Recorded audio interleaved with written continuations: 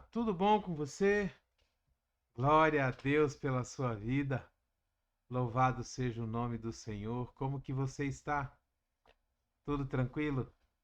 Espero que você esteja bem. Eu espero que você esteja tendo um dia abençoado, um dia cheio de paz, a paz que excede todo entendimento, a paz que vem de Jesus, o nosso Senhor.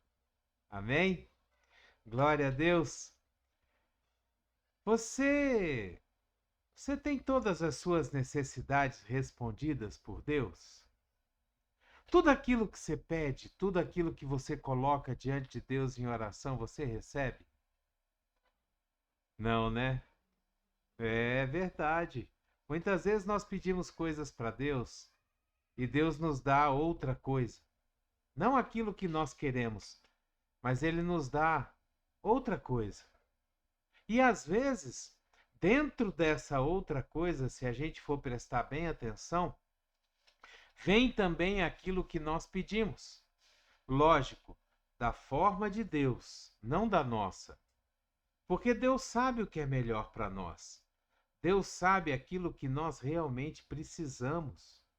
Deus sabe aquilo que nós estamos pedindo sem precisar, para luxo, ou talvez até para ostentação. Ele nos dá aquilo que nós precisamos. A palavra de Deus diz que Deus ele supre as nossas necessidades e não os nossos luxos, não as nossas vontades. Ele supre as nossas necessidades como um bom pai, né? Como todo pai. O pai ele supre as necessidades dos filhos, não as vontades. Você já pensou? Se a gente como pai, como mãe, fosse fazer todas as vontades dos nossos filhos, como que seria? O quanto que a gente iria gastar e como que nós estaríamos fazendo mal para os nossos filhos? Do mesmo jeito é Deus. Deus é da mesma forma. Ele supre as nossas necessidades. Ele concede a nós os nossos pedidos de acordo com aquilo que nós precisamos e não de acordo com aquilo que nós queremos, não de acordo com a nossa vontade, de acordo com a vontade dele. No livro de Marcos, capítulo 2, versículos de 1 a 5, nós lemos assim: Poucos dias depois, tendo Jesus entrado novamente em Cafarnaum, o povo ouviu falar que ele estava em casa. Então muita gente se reuniu ali de forma que não havia lugar nem junto à porta, e ele lhes pregava a palavra. Vieram alguns homens, trazendo-lhe um paralítico carregado por 4 deles. Não podendo levá-lo até Jesus por causa da multidão, removeram parte da cobertura do lugar onde Jesus estava, e pela abertura do teto baixaram a maca que estava deitado o paralítico. Vendo a fé que eles tinham, Jesus disse ao paralítico: Filho, os teus pecados estão perdoados. Olha só que interessante esse texto. Primeiro, a gente vê uma coisa aqui muito interessante. Quem são as pessoas que estão andando ao seu redor? As pessoas que andam contigo, elas te ajudam a crescer? Elas te ajudam a chegar na vitória? Elas te ajudam a conquistar aquilo que você deseja? Ou elas te levam para baixo? Dizem que você não vai conseguir, que você é um sonhador? Qual a atitude das pessoas que estão do seu lado? Essa é a primeira lição que nós tiramos nessa passagem. Para que a gente possa observar as pessoas que estão andando ao nosso lado, as pessoas que estão ao nosso redor, se elas nos apoiam, se elas nos incentivam, ou se elas nos levam para trás. Se elas têm inveja daquilo que nós queremos, daquilo que nós já conquistamos. São pessoas que riem com você quando você tem vitória, ou e choram com você quando você tem derrota, ou são pessoas que invejam as suas vitórias e talvez até se alegrem quando você tem derrotas? Essa é a primeira lição. A segunda lição que nós vemos é que quando eles baixam o paralítico diante de Jesus, Jesus não olha a fé do paralítico. Olha só o que diz aqui. Vendo a fé que eles tinham. Eles quem? No versículo 4 a gente vê, não podendo levá-lo até Jesus por causa da multidão, os 4 removeram parte da cobertura do lugar onde Jesus estava e pela abertura do teto baixaram a maca em que estava deitado o paralítico. Jesus viu a fé daqueles 4 amigos, porque eles provavelmente devem ter pensado assim: se nós fizermos com que ele chegue diante de Jesus, Jesus vai curá-lo. E aí é interessante que Jesus ele não diz para o paralítico assim: seja curado. Não. Jesus diz para o paralítico: os seus pecados são perdoados. Jesus viu a necessidade daquele paralítico muito mais além do que ele realmente precisava. Porque se Jesus simplesmente cura o paralítico sem perdoar os pecados dele, aquela doença poderia voltar. Aquele paralítico poderia voltar à vida antiga. E aquela doença poderia retornar ou até mais grave. Mas Jesus cura, Jesus perdoa os pecados do paralítico. E se você continuar lendo o texto, você vai ver que os fariseus que estavam ali começaram a discutir entre eles: quem é esse cara que está perdoando pecados? Quem ele acha que é? E Jesus virou para eles e falou: por que vocês estão discutindo sobre eu perdoar os pecados? E aí Jesus fala o seguinte: para que vocês saibam que o Filho do Homem tem autoridade para perdoar os pecados sobre a terra, eu digo a você, paralítico, tome a sua maca, levante e ande. Ou seja, Jesus cura o paralítico também. Além dele ser perdoado, além de Jesus ver a necessidade de perdão que ele precisava, Jesus ainda traz a cura sobre a vida dele. Jesus deu a ele abundantemente mais do que ele precisava, do que ele pensava. Não é isso que nos diz a palavra? Que Deus é poderoso para fazer muito mais abundante do que aquilo que nós pedimos ou pensamos. Sabe, muitas vezes nós pedimos coisas para Deus que não vão edificar a nossa vida. Nós pedimos coisas para Deus que nós achamos que precisamos, sempre com os olhos naturais. Você concorda comigo? As nossas necessidades, elas não levam em consideração a nossa vida espiritual. As nossas necessidades levam em consideração a nossa vida natural. Nós precisamos de dinheiro para pagar uma conta, precisamos de dinheiro para comprar comida e colocar dentro de casa, nós precisamos de dinheiro para nos vestir, para alugar uma casa, comprar uma casa, talvez para comprar um carro, para melhorar de vida. Ou seja, nós sempre estamos precisando, os nossos olhos sempre estão voltados para coisas materiais. E os nossos pedidos diante de Deus também são voltados para coisas materiais, mas nós não olhamos as nossas necessidades espirituais. Quando nós intercedemos por alguma pessoa, nós não olhamos para as necessidades espirituais dessa pessoa, nós olhamos para a cura que ela precisa. Nós olhamos para o emprego que ela precisa.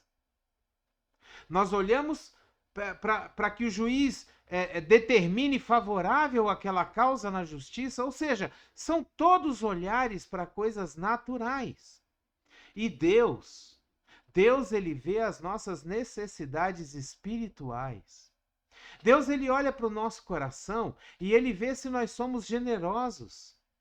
Ele olha para o nosso coração e ele vê se ele derramar bênçãos financeiras sobre a nossa vida, nós vamos ajudar as pessoas que estão ao nosso redor?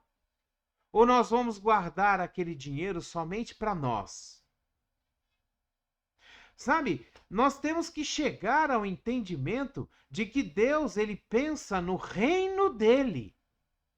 Ele não faz a vontade de uma única pessoa. Todas as bênçãos que Deus derrama sobre a terra, ele derrama pensando no crescimento do seu reino, no desenvolvimento de várias pessoas que nos rodeiam. Ele olha para o teu coração e fala: não, fulano é generoso, fulano ele tem um coração compassivo, ele se compadece das pessoas. Então, se eu abençoar ele, ele vai ajudar outras pessoas. Então Jesus vem, Deus vem e derrama sobre nós bênçãos sem medida, para que superabunde em nossa vida e nós possamos abençoar os outros que nos rodeiam. Olha só que interessante o que aconteceu com o apóstolo Paulo no livro de 2 Coríntios, no capítulo 12, versículos de 7 a 10, nós lemos o seguinte, olha só. Para impedir que eu me exaltasse, olha, deixa eu esclarecer uma coisa aqui. O apóstolo Paulo, pregador poderoso, evangelista dos gentios, plantador de igrejas, ele começa o texto dizendo assim: para impedir que eu me exaltasse por causa da grandeza das revelações, foi-me dado um espinho na carne, um mensageiro de Satanás, para me atormentar. 3 vezes eu roguei ao Senhor que o tirasse de mim. Mas ele me disse: a minha graça é suficiente a você, pois o meu poder se aperfeiçoa na sua fraqueza. Portanto, eu me gloriarei ainda mais alegremente em minhas fraquezas, para que o poder de Cristo repouse em mim.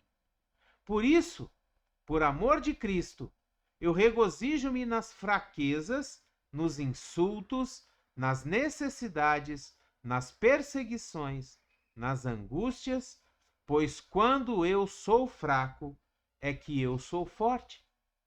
O apóstolo Paulo ora a Deus pedindo a cura, pedindo que Deus tirasse dele aquele espinho na carne que, segundo o próprio apóstolo, esbofeteava ele. Lembrando de onde ele veio, lembrando de quem ele era, lembrando de que ele foi Saulo de Tarso, que matava, perseguia, prendia cristãos, e agora ele era um dos maiores pregadores do Evangelho de Cristo. Então esse espinho na carne não permitia que o apóstolo se ensoberbecesse, não permitia que o apóstolo se orgulhasse de si mesmo, por causa de todas as coisas que Deus fazia através dele. Então Deus não cura o apóstolo Paulo, Deus não tira dele a doença. Muito pelo contrário, Deus diz para ele: eu te dou a minha graça, e a minha graça é suficiente para você. O apóstolo Paulo ora pela cura, e Deus lhe dá a graça para suportar a doença, continuar fazendo a obra e não se orgulhar. Se lembrar que o poder não é dele, o poder não vem dele, o poder é de Deus. A obra é de Deus, e quem faz a obra é Deus. Sabe, Deus ele sempre vai nos dar aquilo que nós precisamos, não aquilo que nós queremos. Deus ele sempre vai nos dar aquilo que nós precisamos para ser uma bênção aonde a gente vive, aonde a gente anda, por onde a gente passa. Olha só que interessante, quando você pede a Deus para ter mais fé, Deus derrama fé sobre a sua vida?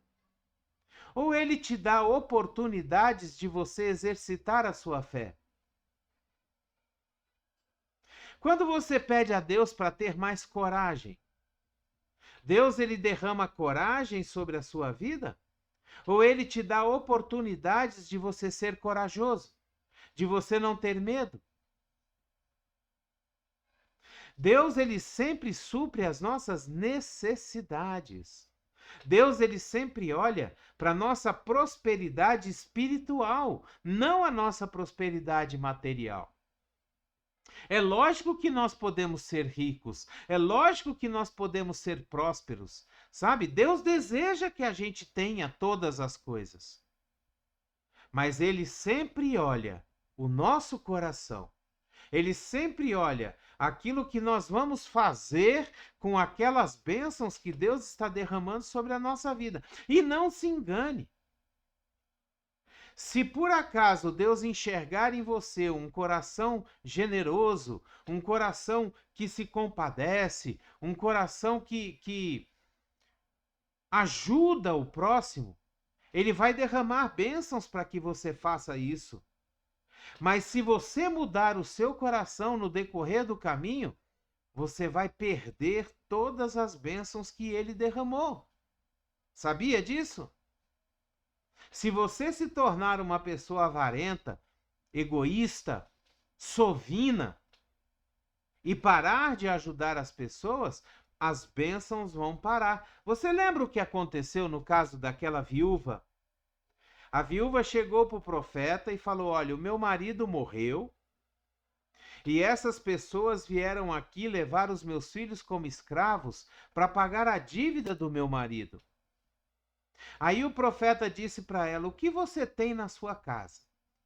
E ela falou: eu não tenho nada. Só um pouquinho de azeite numa vasilha. E o profeta falou para ela: vá pelos seus vizinhos, peça muitas vasilhas vazias, leve para sua casa, feche a porta atrás de você e derrame o azeite que você tem nessas vasilhas. Ela começou a fazer isso. Enquanto ela tinha vasilhas vazias, o azeite continuava fluindo daquela vasilha de azeite que ela tinha. Ela derramava, enchia uma vasilha, colocava de lado, derramava, enchia outra vasilha. Quando as vasilhas vazias acabaram, o azeite parou de fluir. A mesma coisa acontece com a gente. Se um dia a nossa vontade, o nosso desejo de abençoar as pessoas acabar, se nós não tivermos mais vasilhas vazias para poder derramar as bênçãos sobre essas pessoas, as bênçãos vão parar de fluir, vão parar de jorrar de nós. Deus ele não desperdiça as suas bênçãos. Deus ele não coloca as suas bênçãos nas mãos daqueles que não vão dar a destinação correta a elas. Tenha certeza disso. As coisas de Deus são para que o reino de Deus cresça cada vez mais. Então, Deus ele sempre vai fazer aquilo que nós precisamos. Deus ele sempre vai nos dar aquilo que nós necessitamos. Ele nunca vai fazer mais do que aquilo que nós precisamos. Amém? Que essa palavra venha nos ensinar no dia de hoje a pedir de forma correta, a buscar em Deus de forma correta, a estar com Deus de forma correta, orar de forma correta. A palavra de Deus ela nos diz assim: vocês pedem e não recebem, porque vocês pedem mal. Vocês pedem para o seu próprio deleite, vocês pedem para o seu próprio uso, para o seu próprio gozo. Se vocês pedirem para distribuir de forma a ter um coração generoso, vocês vão receber. É isso que a palavra está querendo nos dizer. Então, que essa palavra venha nos ensinar a forma correta de nós entrarmos diante de Deus e fazer as nossas petições. a forma correta de nós nos colocarmos em Deus e fazer as nossas petições. Amém? Glória a Deus! Dê o seu like, dê o seu gostei, dê o seu joinha. Se você puder e quiser, assine o nosso canal, nos ajude. Nos ajude a mostrar para o YouTube que os vídeos aqui postados, eles são relevantes, eles têm um conteúdo bom e merecem ser distribuídos até os confins da internet. Seja você um missionário de Deus. Pegue o link dessa palavra, envie para todos os seus contatos, poste nas suas redes sociais. Permita que as pessoas que te rodeiam, que você ame, escute essa palavra e sejam edificados, tenham a sua fé edificada. Em nome de Jesus.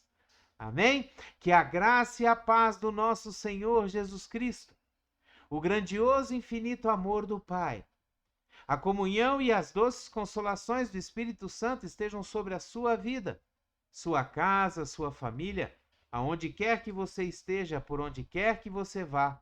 Que você seja uma bênção, que você seja abençoado para poder abençoar outras pessoas. Em nome de Jesus. Amém? Abreijos para você e até o próximo vídeo.